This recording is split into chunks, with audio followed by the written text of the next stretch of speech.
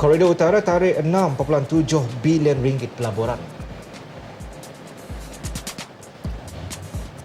Pasukan petugas khas tangani denggi di tubuh.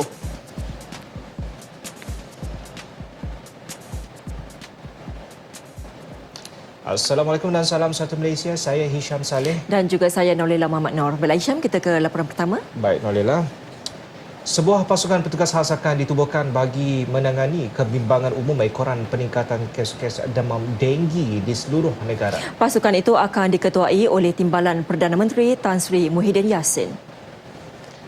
Perdana Menteri Datuk Seri Najib Tun Razak dalam satu kenyataan berkata pasukan petugas khas itu akan disertai oleh beberapa kementerian dan agensi-agensi berkaitan. Antaranya Kementerian Kesihatan, Kementerian Perumahan dan Kerajaan Tempatan, Kementerian Kejaraya serta kerjasama Kerajaan-Kerajaan Negeri dan pihak berkuasa tempatan PBT. Penubuhan pasukan itu diharap dapat membendung peningkatan kes-kes demam denggi dengan kadar segera selain melaksanakan langkah-langkah pencegahan dengan lebih berkesan di seluruh negara. Separuh tahun pertama 2014, Koridor Utara berjaya menarik 6.7 bilion ringgit pelaburan melepasi sasaran setengah tahun sebanyak 34%. Dengan pelaburan utama daripada sektor pelancongan dan pembuatan, ia juga berjaya mewujudkan 9,800 peluang pekerjaan. Di Putrajaya pagi tadi, 4 projek melibatkan setiap negeri di wilayah Koridor Utara diumumkan pada mesyuarat ke-12 pihak berkuasa pelaksanaan Koridor Utara NCIA dipengerusikan Perdana Menteri Datuk Seri Najib Tun Razak. Selesai mesyuarat, Datuk Seri Najib turut menyaksikan majlis pertukaran memorandum perjanjian bekerjasama di antara 4 syarikat iaitu Eco Medigloves yang Berhad, Essentials yang Berhad, KPJ Healthcare Berhad dan Senja Aman Holdings yang Berhad. Hadir sama Timbalan Perdana Menteri Tan Sri Muhyiddin Yassin dan Menteri Besar Negeri di bawah wilayah Koridor Utara iaitu Kedah, Perlis dan Perak serta Ketua Eksekutif NCIA Datuk Reza Rafiq. 4 projek berkenaan melibatkan industri peralatan perubatan dan pelancongan perubatan. NCIA dalam pada itu sedang menggiatkan usaha membantu mengembangkan industri pelancongan perubatan melalui kerjasama dengan hospital swasta serta resort kesihatan. Dalam tempoh 6 bulan berikut tahun ini, NCIA akan terus melipat gandakan usaha memperluas penglibatan sektor swasta. Semua kawasan terjejas bekalan disebabkan pengurangan pengeluaran air terawat dari loji rawatan air LRA Sungai Selangor fasa 3 iaitu di wilayah Gombak, Kelang, Shah Alam, Tarim dan Kuala Lumpur kini telah pulih seperti sedia kala. Walau bagaimanapun, gangguan bekalan air dan tekanan rendah masih terus dialami pengguna di beberapa kawasan di wilayah Hulu Langat disebabkan bekalan air terawat dari loji rawatan air LRA Sungai Semenyih dan Sungai Langat masih belum mencukupi untuk menampung permintaan. Oh, tak ada susah lah yang ada anak-anak kecil semua tu kan. Nak basuh baju apa semua sebab dia tak bagi tahu, dia tak ada jadual. So, macam mana tak dapatkan bekalan air? Dah tak ada siap-siap lah. Saya memang standby air sebab selalu macam tu kan. Hak tu yang makcik nak pergi mana, makcik nak ambil kat bawah dah tak larat. Semalam dia orang semua ambil kat tong sampah. Makcik tak ambil, makcik tak larat nak angkat kan. Baldi nak angkat baldi tak larat. Dia makcik biarlah sampai pukul 9 baru ada. Makcik tahu 9 mesti ada punya. Air lah, tempat sampah tu ada pipe. Sumber Pipe air. Itulah orang balik kerja tak ada air. Dia orang datang, ada orang ambil air kat situ, mandi budak-budak kan kat situ. Masa time-time nak pergi kerja tu, sebab itu tak tahu pun tiba-tiba je tak ada air kan pagi tu kan. So nak bersiap pun susah lah. Tapi nasib baik dengan hura-hura lah. Kerja teruk, balik malam nak buka, nak apa sahur, tak ada air. Itu. Ya sebenarnya kita tahu kalau dia bagi tahu awal boleh kita tak ada. Kita tengok tak ada air, nak masak susah. Dan saya balik dekat bawah ada kedai. Kita belilah makan dekat kedai. Beli air mineral banyak-banyak. Dan kan kalau tak ada air bagi tahulah kan. Tapi kita tak tahu sebenarnya jadual dia macam mana lah. Sebab apa dia tak sebut hari apa. Dia cuma tampal dekat lift tu. Dia beritahu kita sentiasa bersedia. Selalunya basuh sendiri kat rumah kan. Tapi bila tak ada air tu basuh sendirilah. Tapi ni dah ada air lah, tapi cuma sajalah bas ni kan banyak dah kumpul dah tak ada air tu. So far hari tu masa balik petang balik kerja tu diorang naikkan notis kata tiba-tiba tak ada air, tapi tengok rumah so far sampai hari ni ada air. Sini sebab air dia tak berapa bersih. So datang cuci sini. Dan saudara, langkah mengalir air secara berjadual oleh syarikat air Johor SAJ di beberapa kawasan di Mersing, Johor sejak beberapa bulan lepas diteruskan. Ini kerana cuaca panas yang berlarutan menyebabkan paras air di empangan Tenglu di Endau terus susut. Dalam pada itu, langkah mencatur air selang sehari menimbulkan rungutan penduduk dan pengusaha makanan di Mersing.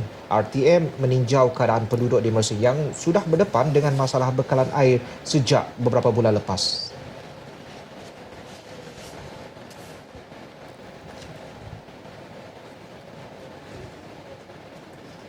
Ada masalah lah pada kita orang ni. Sebab buat kepuk niaga kepuk ni memang nak perlukan air banyak kan. Kita nak jaga kebersihan kilang ni. Sebab lepas kita buat kerja, kita nak kena basuh, nak kena bersih kan. Sebab ni dia guna ikan ni barang berbau. Bila kalau kita basuh tak cukup air apa jadi masalah lah. Besok datang berbau apa kan. Tak guna air nak rebus kopok. Lepas tu dia susah sikit, kadang-kadang kena jimat air lah. Kadang-kadang tandas pun kena tutup, customer nak guna pun kata tak ada air lah. Kalau semua masuk kadang-kadang boleh jadi tak ada air lah, kering lah. Susah nak basuh, nak cuci nanti lepas buat kopok. Abang ada tandas, ada air ke? Ada kena beli tangki spare, kena letak kat belakang satu. Terjejas lah. Susah. Kena simpan hari-hari. Itulah. Ni baru 2 hari, tak tahu nanti. Macam biasa lah. Tukar asyik salin air. Simpan lah. Tong lah, beli lah tong. Birik masing-masing. Tak ada lah. Tak sebab tak ada lah tadi tu. Ingat kata air tak tutup kan. Nak mandi tengah hari ni susah lah. Kadang-kadang 2 cebok, basuh tubuh perlu sikit lah. Itu masalahnya, masalah memang pengguna lah. Cerewet kan. Biar api pula dengan air. Air ni penting. Segala-galanya nak bulan puasa ni kan. Nak semayang, nak basuh apa segalanya. 2 hari sekali, sekali sekali. Ni hari tak ada lah. Besok baru ada pula. Itu masalahnya dia.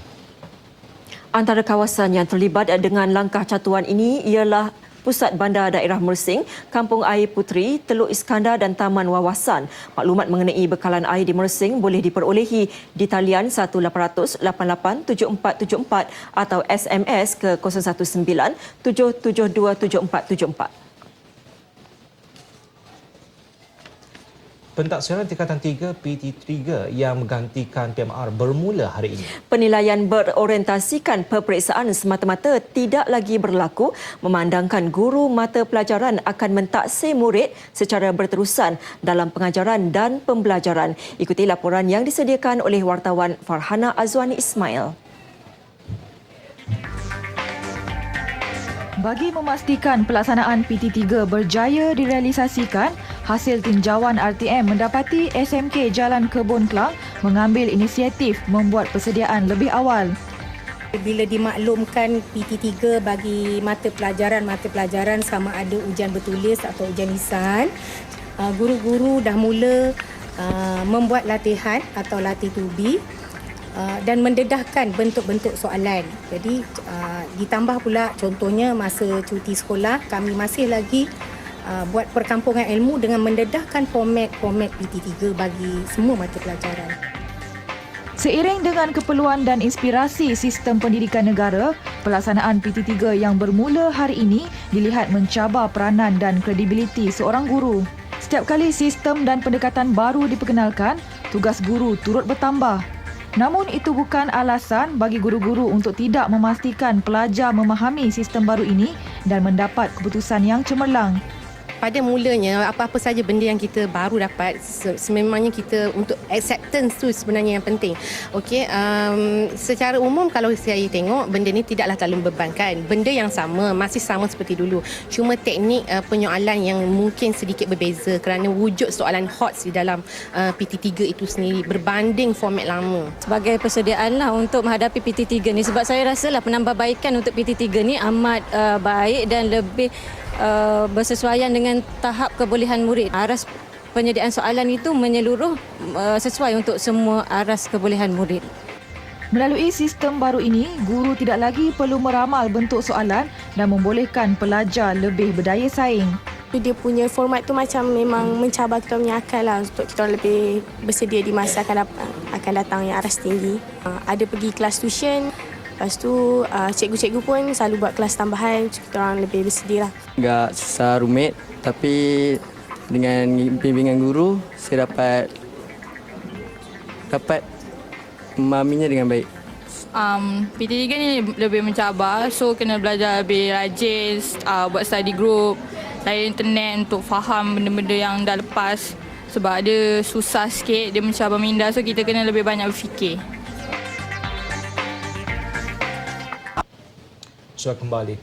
Dugaan terbesar menghadapi Ramadan, sebuah keluarga tinggal Sulai Sepinggang apabila kediaman mereka di Kampung Baru Tetambah Manir terbakar ketika sedang menunggu waktu berbuka puasa semalam. Kejadian yang berlaku 7.20 malam itu merebak dengan cepat berikutan angin kuat. Cik Muhammad Zainuri Cik Mansur, 32 tahun bekerja sebagai buruh kampung, hanya mampu melihat kediaman pusaka separa kekal berusia 100 tahun terbakar di depan mata ketika keluar membeli juadah berbuka. Adapun dua anaknya Cik Zur Zara Liana berusia 2 bulan dan Cik Nur Alisa 3 tahun terselamat, termasuk isterinya Siti Mariam Yusof yang ketika itu sedang menyiapkan juadah berbuka puasa di dapur. Kejadian tersebut turut disedari jiran-jiran yang kemudiannya bertindak membantu memadamkan api. Punca dipercayai disebabkan litar pintas di bahagian ruang tamu.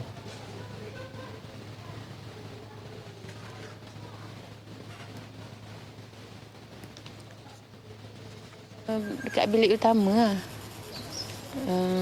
Masa tu api taklah besar lagi.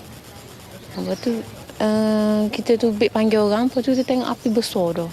Anak kebetulan suami ambil lah bagi jalan.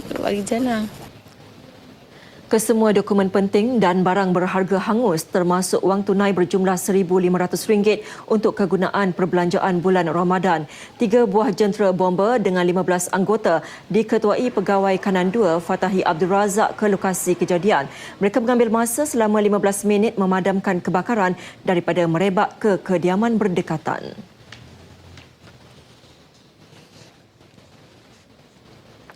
Sementara itu, penderitaan mangsa mendapat bantuan segera kerajaan negeri. Menteri Besar Datuk Ahmad Razif Abdul Rahman pagi tadi melawat lokasi kebakaran. Beliau berjanji akan membina sebuah rumah baru di tapak sedia ada berharga RM40,000 dalam masa terdekat. Rumah tersebut dijangka siap menjelang Aidilfitri. Saya pun berterima kasih kepada MB kerana sudi datang melawat tempat kejadian ini. Dia memerlukan bantuan sepenuhnya, bantuan daripada segi rumah lah. Dia janji dalam kos RM40,000 sebelum raya siap. Dia kalau macam selesai semua mungkin besok dia akan datang balik untuk tolak semua ni lah, untuk mendirikan rumah yang baru.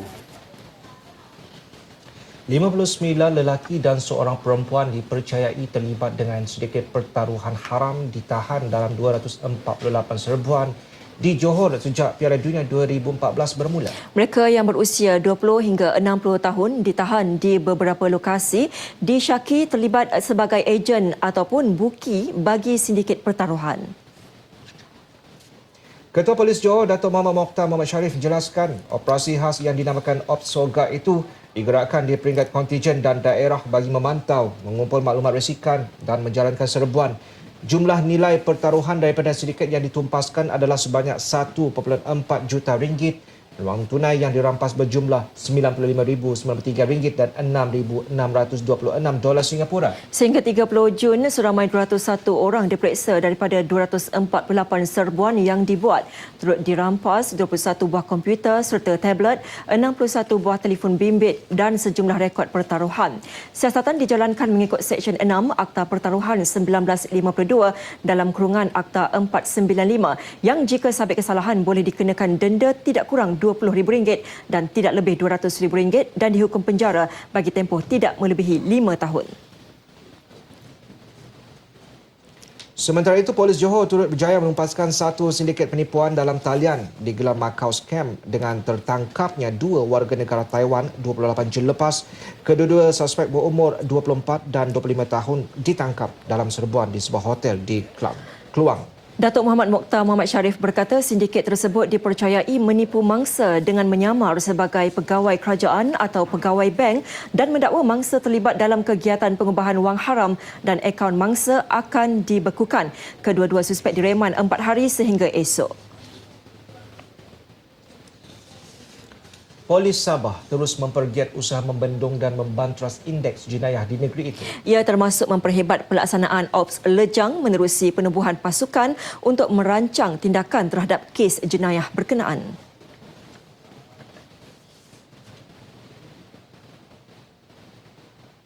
Ops Lejang merupakan operasi pemeriksaan jalan raya dan bengkel kenderaan yang dilaksana sejak 2 Januari hingga 30 Jun tahun ini. Ketua Polis Daerah Kota Kinabalu, ACP Jauteh Dikun berkata, usaha memperhebat Ops Lejang dibuat berikutan berlakunya peningkatan kadar jenayah indeks terutama bagi kes kecurian kenderaan selain untuk menangani jenayah jalanan dan pecah rumah. Pihak cawangan khas dan juga pihak trafik untuk merancang tindakan-tindakan ke atas perkara kes jenayah ini. Bagi tempoh 6 bulan pertama tahun ini, kes kecurian motosikal dan lori serta van masing-masing meningkat 48 dan 49 kes. Bagaimanapun, kes curi motorkar menurun 42 kes berbanding 122 kes pada tempoh sama tahun lepas.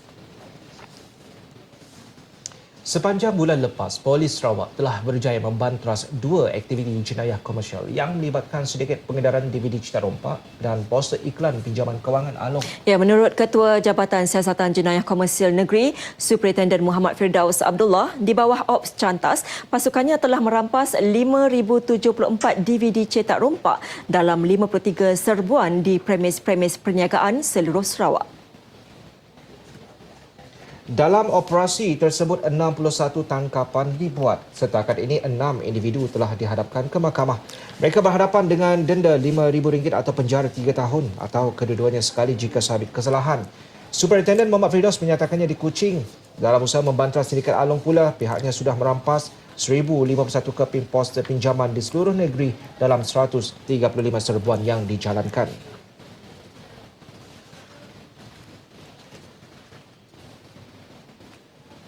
Kan orang ramai itu yang in one way or another contributes to the Along activities. Kalaulah orang ramai tak meminjam, then tak ada Along. Warga Jabatan Penyiaran Malaysia Sarawak disaran menanamkan budaya kerja cemerlang untuk bersaing dengan media sosial yang lain. Bagaimanapun, dalam kegairahan untuk mencipta kecemerlangan, prosedur dan peraturan tidak harus dikesampingkan. Datuk Hajah Nurhayati berucap pada Majlis Perasmian Surau dan Berbuka Puasa sempena Jelajah Ramadan 1435 Hijrah di RTM Kuching. RTM Kuching melakar sejarah dengan pengubahsuaian bangunan yang menempatkan seksyen televisyen sebelum ini sebagai Surau Darul Ukhwah RTM Sarawak. Bangunan bersejarah itu juga pernah menjadi tempat kediaman yang di-Pertua Negeri Tun Pehin Sri Abdul Taib Mahmud sewaktu berkhidmat sebagai penjawat awam pada lewat 50-an. Dan sempena Jelajah Ramadan RTM 2014, RTM Sabah turut meraihkan 80 anak yatim dari rumah anak kesayangan sembulan menerusi Majlis Berbuka Puasa. Dalam majlis ini, anak-anak yatim ini turut menerima sumbangan yang disampaikan Pengarah Bahagian Program Radio Dr. Nawiyah Ceklah dan Pengarah Penyiaran Sabah Abdul Jalani Mahmud. Majlis yang diadakan di Kompleks Bersepadu Kementerian Komunikasi dan Multimedia KKMM Sabah di Kota Kinabalu turut diserikan dengan persembahan nasyid dan tazkirah.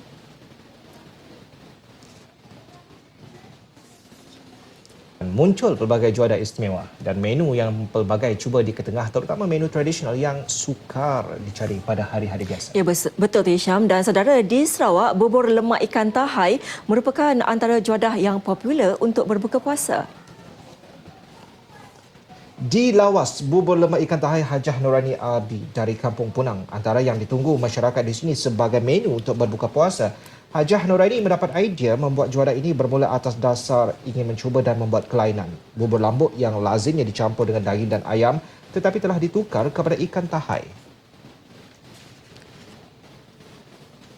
Memang tradisi asal ikan tahai dari Lawas kan, dicuba dipromosikan lah, tapi alhamdulillah sekarang. Bubur lemak perbezaannya lebih kata seperti ikan tahai lah kan. Dari segi dia punya bahan-bahan lebih kurang juga, cuma kita tambah ikan tahai saja lagi itu. Sejak diperkenal 2 tahun lepas, Hajah Nuraini tidak menyangka bubur lemak ikan tahainya mendapat sambutan. Persekutuan Perkumpulan Wanita Sarawak Daerah Lawas mengambil kesempatan mempromosi juadah tersebut sebagai menu ikon baru Bazar Ramadan Lawas. Bubur lemak ikan tahai ni kan memang sedap lah. Walaupun jarang-jarang kita rasanya, cuma biasa di bulan Ramadan lah. Tapi memang resipi yang paling hebat lah kalau di Lawas ni. Ini ada perisa tahai. Tahai ni ikan tamban yang disalai tu kan. Jadi ditumbuk, lepas tu dicampur dengan bubur ni lah. Tapi tahun lepas kita lebih menggelarkannya sebagai bubur lambuk tahai. Tahun ni lebih mesra kita panggil bubur lemak tahai. Sebab kita bagi lemak sikit dia. Dia rasanya lebih sedap. Dan yang nyata tadi Datuk Amar pun kata best. Baik, Saudara Berita Wilayah berakhir di sini dan bulan Ramadan pastinya bulan untuk kita memberi dan di kesempatan ini mereka yang tidak berkemampuan kita akan bantu. Dan di Besut Terengganu lebih 400 fakir miskin menerima bantuan berbentuk wang tunai dan makanan. Bantuan disampaikan Ahli Parlimen Besut Datuk Seri Idris Jusuf. Okey, itu antara aktiviti yang pastinya akan memberi maklumat dan juga akan memberi impak positif kepada semua penerima. Dan seharusnya dalam bulan Ramadan inilah adalah untuk kita terus memberi dan menghulurkan sedekah sebanyak mungkin. Jadi sekali itu saya Syam Saleh. Saya Nurila Muhammad Nur. Dengan itu jumpa lagi. Assalamualaikum. Ya, jumpa lagi.